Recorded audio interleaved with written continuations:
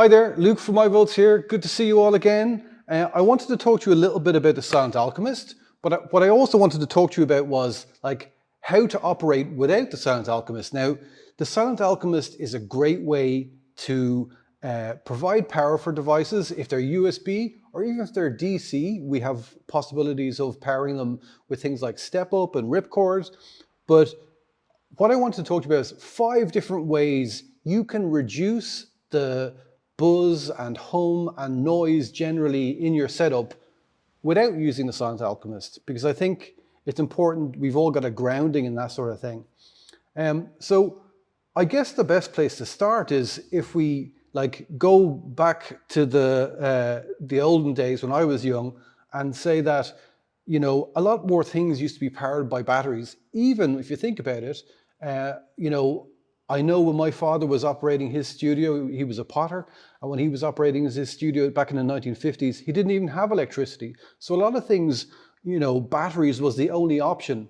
We might even remember that most pedals used to come with a little compartment here that would allow you to put a 9-volt battery in.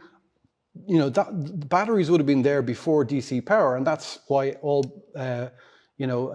pedals use 9 volts. So what we've done now is we've removed that, and we've got a little DC port here that gives your 9-volt center negative.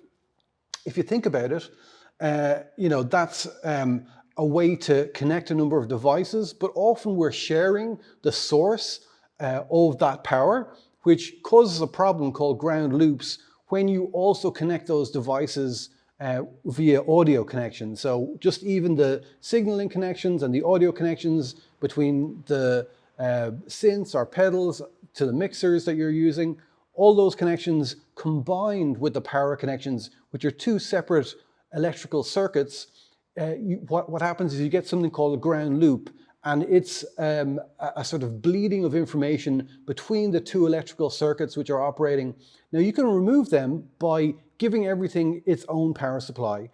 So if everything had batteries back in the day, of course that wouldn't have been a problem because everything did have its own power supply. But what we're doing now is we're creating this Silent Alchemist, which is an isolated power supply. So it's got USB ports, but they're electrically isolated from each other. So it's the equivalent of giving everything its power supply. But if you look at this cable here, you've got a USB cable coming out the front. It's taking standard USB power. It's then turning this. This is a step-up connector. This is something that we make here at myVolts.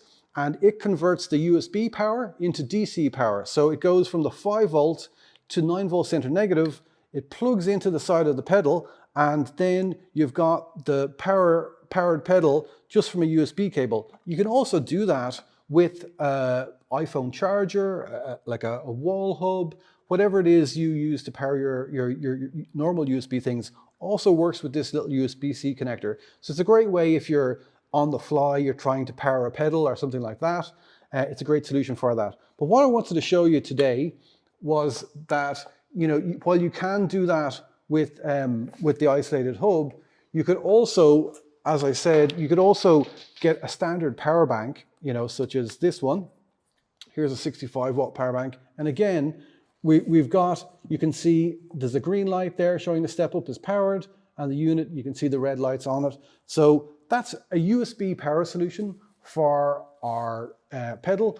Now, if we had a series of 3 or 4 pedals and we gave them all that solution, while it might not be very practical, it would mean that there wouldn't be a ground loop between them. And even if there's audio connections, as there normally would be between the pedals, it's not going to cause that annoying buzz or hum.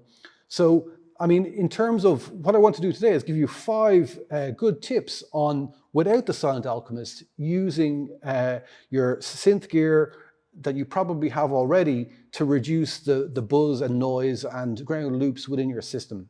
Okay, so number 1, as I said, isolate the devices. Give everything its own power supply. It could be that you stick batteries in the back.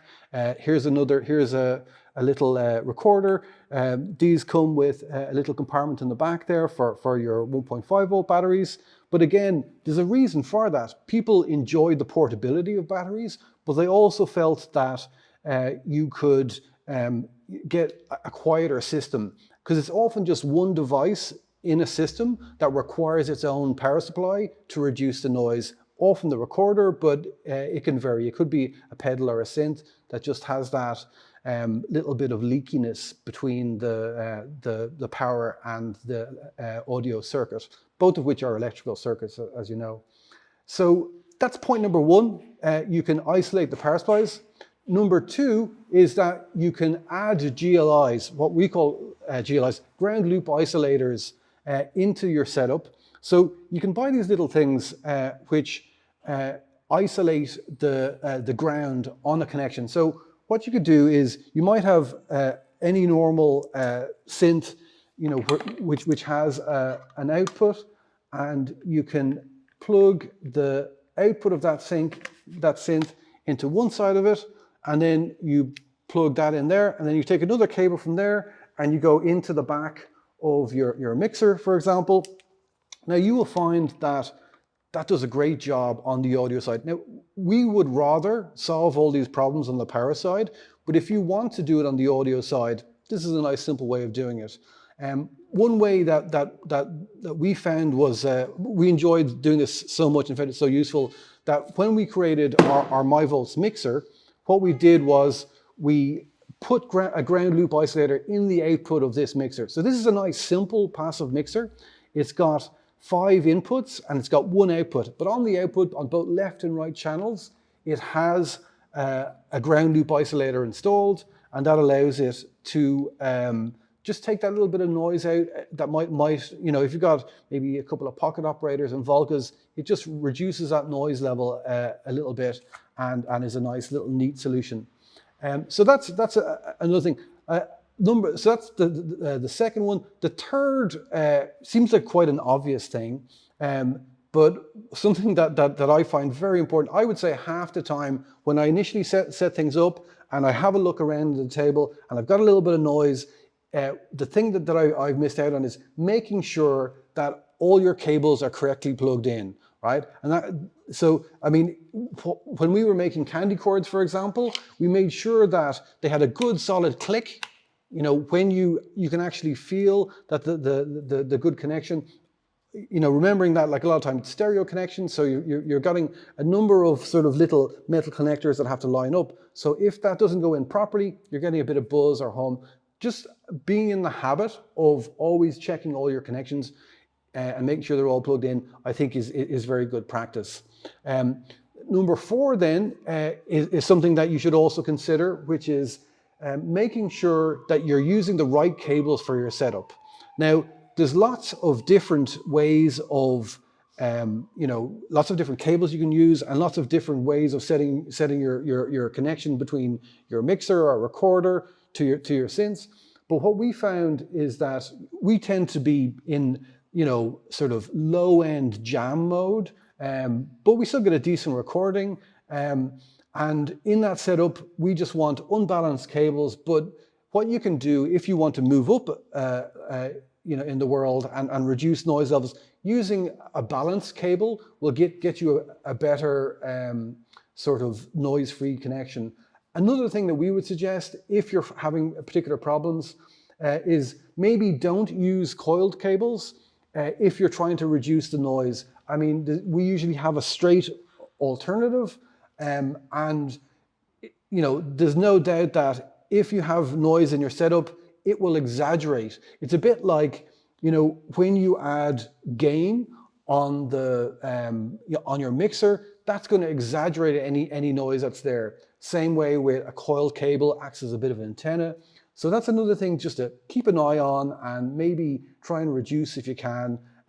If you want, sometimes you're just setting up for a quick jam and you just want to plug in a couple of things and the noise is great. Your speaker maybe isn't even showing you anything, and maybe you don't need gain, so you're all good.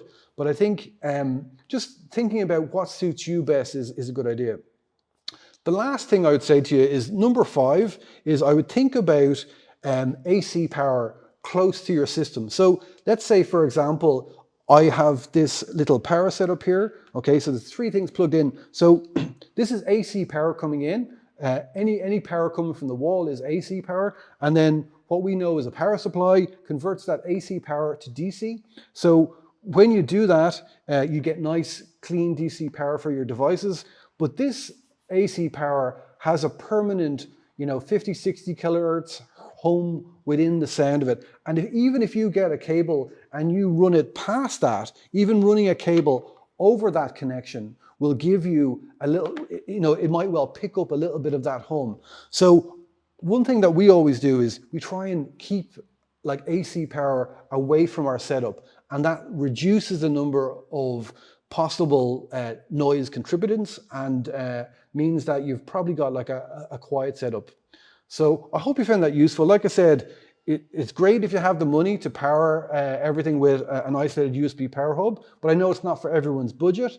I think there are lots of other, particularly for the tabletop solution, tabletop musician, there's lots of other simple things you can do that just get your noise level down and make your life a little bit easier and make the jam a little bit more fun. Okay, thank you. I hope you enjoy that.